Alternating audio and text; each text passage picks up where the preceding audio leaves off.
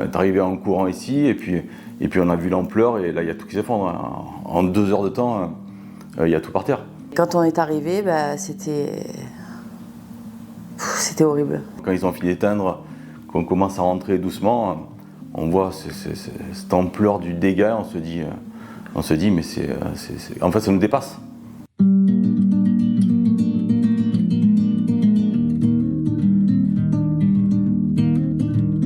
Est-ce que vous pouvez vous présenter? Ouais, alors je m'appelle David, j'ai 52 ans. Je m'appelle Lydie, j'ai 46 ans.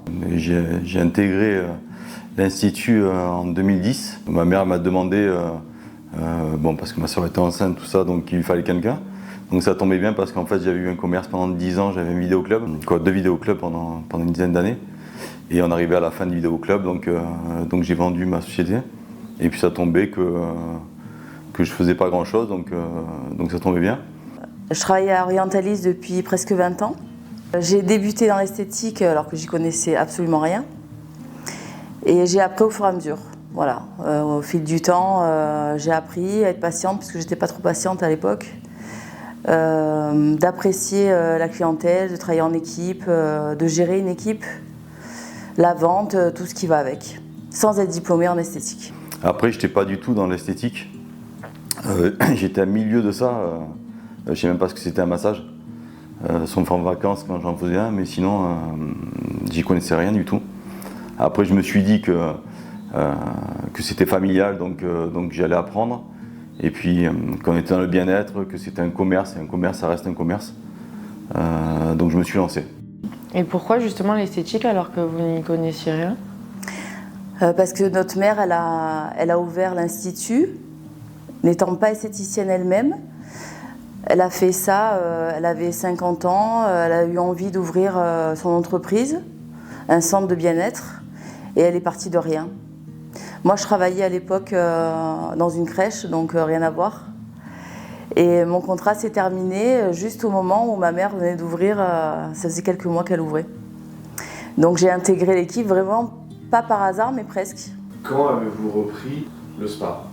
En 2020, on a récupéré l'entreprise avec mon frère et on s'est associés tous les deux pour reprendre l'affaire de notre mère. Et ça fait quoi justement d'être associé à son frère? C'est un côté très pratique, c'est-à-dire que on est très complémentaires, parce que lui il est plus dans tout ce qui est informatique, communication, et moi je vais être plus dans le management, dans le relationnel. Voilà, on est assez complémentaires. Après, quand il faut se remplacer, on est toujours là l'un pour l'autre, donc c'est assez bien aussi. Et ça fait quoi d'être associé à sa sœur? Oh, c'est très bien, c'est une facilité. En fait, une association, c'est un mariage. Moi, j'étais associé avant aussi. Il y a du bon, il y a du mauvais. C'est comme dans un couple. Hein. On n'est jamais toujours aligné. Mais un jour ou l'autre, ça peut péter. Le lendemain, ça peut être magnifique. Mais là, après, c'est une qualité de vie énorme. Voilà, on sait très bien qu'on peut compter l'un sur l'autre, qu'on n'a pas le souci quand il y en a un qui travaille, quand il y a des problèmes, c'est géré. C'est que du bonheur. Ouais. Est-ce que vous pouvez nous parler justement du spa Orientalis? Comment le voyez-vous? Moi, je le vois. En fait, je le vois comme une évolution. Quand je l'ai connu avant, comment ça s'est bâti, parce que, en fait, ce qu'elle a fait notre mère, moi, personnellement, je l'aurais jamais fait. Elle s'est lancée dans quelque chose qu'elle connaissait pas. Elle avait décidé en tête et puis elle a tout investi là-dedans. Elle a pris des risques énormes pour faire ça, parce qu'elle avait décidé.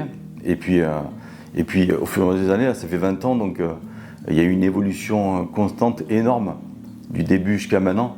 Donc c'est vraiment une, comme elle disait, c'est vraiment une vie quoi. Moi, en étant là depuis 2010, donc ça fait une quinzaine d'années. Et là, le spa il a 20 ans.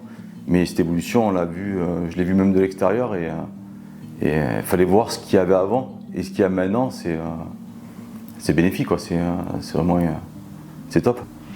Et justement, maintenant, cette année, en 2025, quels sont les enjeux du spa? Comment ils ont évolué ces dernières années?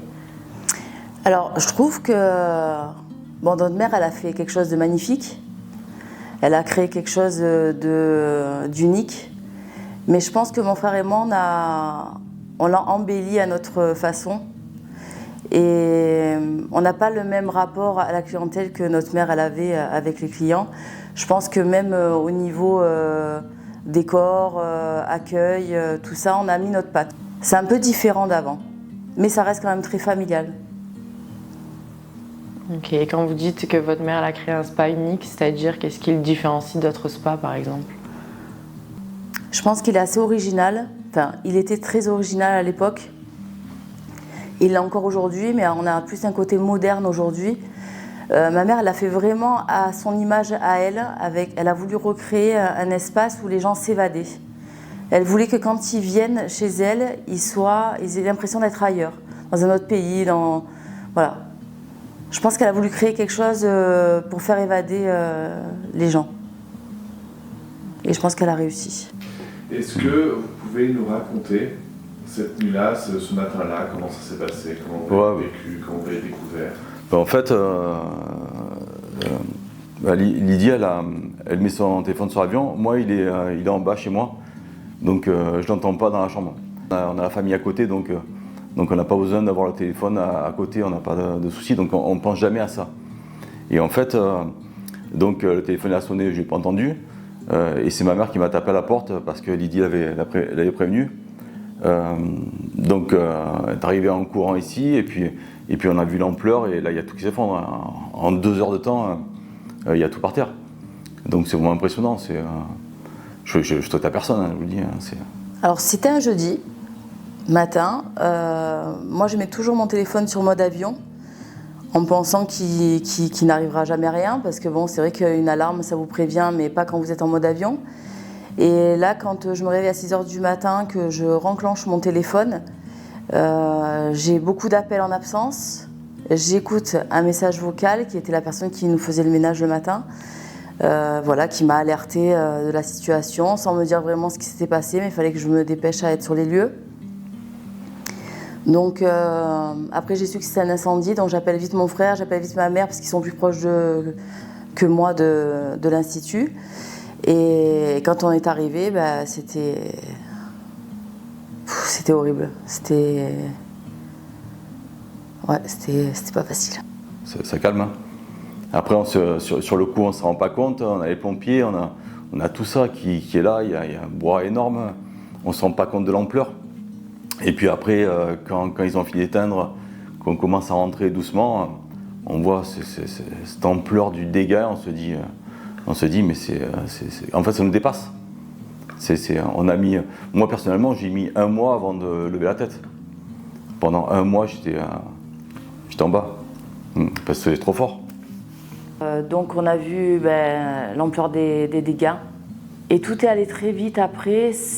Je pense qu'on a fait des mauvais choix sur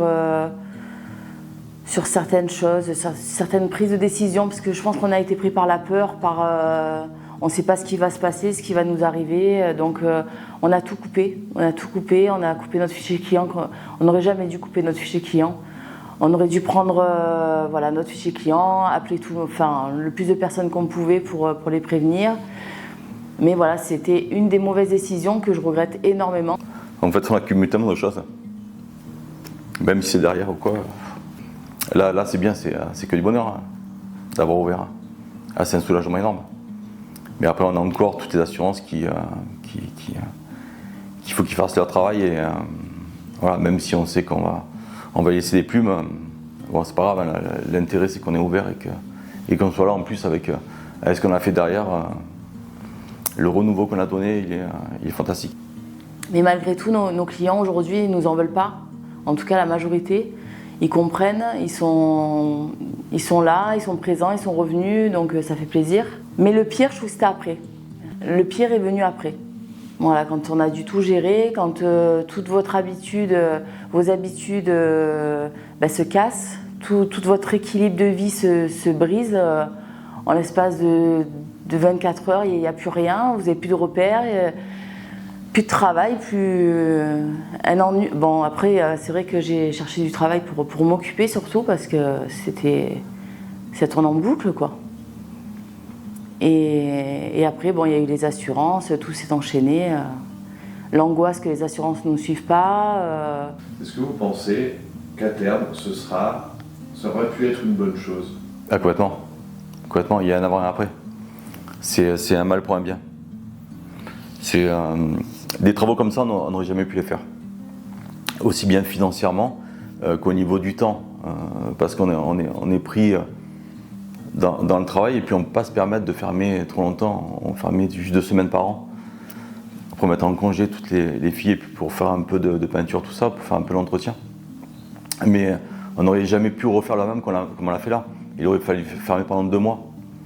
Donc c'est des choses que je ne regrette pas, c'est vraiment un mal pour un bien. Ouais. Et puis ça nous a permis aussi de grandir. Parce que quand il arrive un truc comme ça, on est obligé de se lever le matin et puis d'affronter les choses. Je sais qu'on allait repartir mieux, plus fort. Bon là ça fait pas longtemps, mais on a quand même un mois d'attente alors que ça fait que 2 semaines qu'on a réouvert. Donc c'est... Mais j'ai toujours cru, j'ai jamais douté. Bizarrement. Ok. Donc à aucun moment, l'idée d'arrêter n'a été vraiment une idée... Ah non, jamais. Ah non, jamais. C'est le bébé de notre mère. C'est le nôtre maintenant. Non, c'était pas envisageable. Ni pour David, ni pour moi. Moi, c'est vrai que ça fait que 10-15 jours qu'on est ouvert. Mais 99,9% des gens, ils sont ravis qu'on soit là. Et ça, c'est top. Rien que pour ça, on se lève le matin. Moi, je sais que je rentre le soir, je suis... Là, en ce moment, je suis heureux. Ouais. Ouais, je suis fier de ce qu'on a fait, vraiment. On a mis le temps, mais on l'a fait. Et encore, le temps, par rapport aux assurances, on s'en tire bien. On a fermé que 10 mois. Normalement, sur un sinistre comme ça, on n'est plus sur un délai de 2 ans. Donc on a tout fait pour que ça aille vite, on a tout fait pour essayer d'impacter le moins possible les clients. Et puis je pense qu'on y a réussi. Est-ce que justement vous pouvez nous parler de cette fameuse réouverture? Qu'avez-vous fait ce jour-là? Il y a eu l'avant aussi. Il y a eu l'avant, il a fallu tout nettoyer, tout ce qui était abîmé par la suite, Donc on a fait venir nos esthéticiennes qui étaient là. Elles sont toutes revenues d'ailleurs, ça nous a fait plaisir. Donc on a eu 2 semaines de nettoyage à peu près. Et après on a réouvert, petit à petit on a réouvert la prise de rendez-vous. En ligne, David l'a fait 10 jours avant. Et puis nous, au niveau du téléphone, accueil client, c'était dès le 24 mars, on était là. Et le 26, on réouvrait pour les soins. Et c'est vrai qu'on a été surpris. Bon, la première semaine, c'est sûr qu'on n'avait pas grand monde. Et encore, on a eu du monde quand même le vendredi, samedi, en soins. Et on ne pensait pas parce qu'on avait ouvert le planning le lundi pour le mercredi, quoi. Donc, et on avait déjà du monde. Donc c'était positif. Est-ce que vous pouvez nous parler un peu de votre collaboration avec la marque Origine? On a toujours pu compter sur vous sur n'importe quoi. On est en galère, comme il s'est passé il y a 1 semaine, quand on était en galère de produits. 2 heures après, vous étiez là. Donc, Moi, ce que j'aime beaucoup dans cette marque, c'est qu'elle est locale. C'est un Bandolais qui l'a créée, donc voilà, c'est important pour nous. Et c'est une marque qui est très facile à vendre. Moi, j'aime beaucoup parce qu'elle ne s'éparpille pas, quoi. Pour moi, elle va à l'essentiel. Après, c'est mon point de vue. Depuis combien de temps vous connaissez justement Origine? De mes souvenirs, ça doit faire 15 ans qu'on travaille ensemble. quand on en parle aux gens, comme c'est une gamme locale, que c'est naturel, là, les senteurs sont très douces. Et en fait, elles passent très bien et puis les effets sont immédiats. Tout est compliqué chez les autres. Et chez vous, c'est tellement simple. En fait, vous nous portez. Tu vois, je sais pas comment expliquer ça, mais j'ai dit à David, je l'ai dit à ma mère, autour de moi, je disais si tout le monde pouvait être comme eux, ça serait tellement plus simple pour tout le monde. En fait, vous nous épaulez beaucoup. Je sais pas si vous en rendez compte, mais en tout cas, moi, c'est ce que j'ai ressenti. C'est lequel votre produit préféré ou votre parfum préféré? Oh, j'en ai trop. En plus, il y a des nouvelles là que j'ai senties il n'y a pas longtemps. J'aime beaucoup l'orangerie. Celle-là, je l'adore. Pourtant, je ne suis pas très agrume, mais celle-là, je trouve qu'elle est excellente. Elle a un côté frais. J'aime beaucoup. Ma préférée depuis toujours, c'est Fleur de Cerisier. Et ce que j'adore, c'est la crème au collagène. Et vos clientes? Et nos clientes, alors j'adore parfumer le centre avec Origine, c'est pour ça qu'on prend les brumes pour parfumer et c'est comme ça que je fais mes plus belles ventes en général. Je parfume le centre avec les brumes de chez Origine. Et la crème au collagène, c'est celle que je vends le mieux.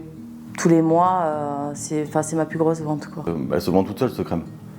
Aussi bien à la vente ici, aussi bien en soins. En soins, quand on fait un soin au collagène, on peut le vendre sans crainte. Parce que les gens, on est sûr qu'ils ressortent avec le smile, quoi. Et quels sont les challenges au quotidien? C'est de rendre les gens heureux. C'est ça qui est important. C'est de rendre les gens heureux. C'est vraiment mon objectif principal. De tous les jours, je viens et je suis contente de venir avec ça en tête. De me dire, je vais rendre heureux les gens. J'espère qu'ils vont passer un bon moment. Et c'est ça le challenge de tous les jours. C'est pas de trouver une machine qui va révolutionner le centre. C'est pas forcément de faire de l'argent à gogo, c'est juste, c'est assez modeste je pense, mais voilà, c'est juste ça. Moi, c'est ça qui me fait kiffer en fait. Et j'ai une dernière question pour vous.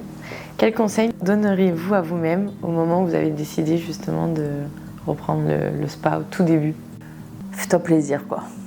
Voilà. Parce que je pense qu'en se faisant plaisir, on fait du bien, enfin on fait plaisir aussi aux gens. Je pense sincèrement que c'est un état d'esprit, vraiment. Courage, sois forte. Ça aussi. Mais ouais, on a passé des moments compliqués, mais des très bons moments aussi. Mais c'est la vie, ça, de toute façon, dans tous les cas. De rester droit. Voilà, d'essayer de faire au mieux les choses, au mieux de travailler, qu'on n'ait pas de reproches à faire par rapport au travail. Mais, et puis qu'on soit fiers de notre travail, surtout ça. Les esthéticiennes, je les remercie infiniment de nous avoir suivis, d'être là et de donner, d'être aussi investis chaque jour dans leur travail.